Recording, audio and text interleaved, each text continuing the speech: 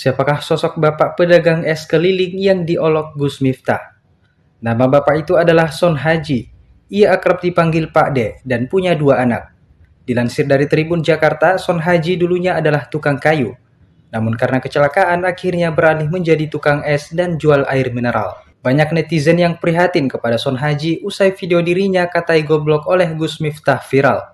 Berjualan es teh menjadi caranya untuk menghidupi keluarga dan kedua anaknya. Apalagi anak-anaknya masih sekolah. Dari hasilnya itu, Son Haji mengaku tidak selalu mendapat untung yang banyak. Suatu ketika pernah Son Haji hanya bisa mendapatkan 10.000 saat berjualan. Itu pun ia harus tabung untuk uang jajan sekolah anak-anaknya. Son Haji saat ini picu prihatin publik. Sementara Gus Miftah jadi sasaran ejekan dari warganet.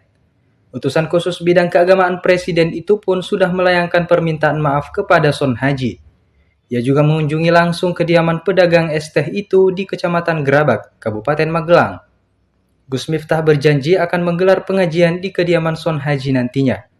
Son Haji yang menerima kedatangan Gus Miftah pun mengatakan sudah memaafkan pria bernama lengkap Miftah Maulana Habibur Rahman itu. Download Tribun X sekarang, menghadirkan lokal menjadi Indonesia.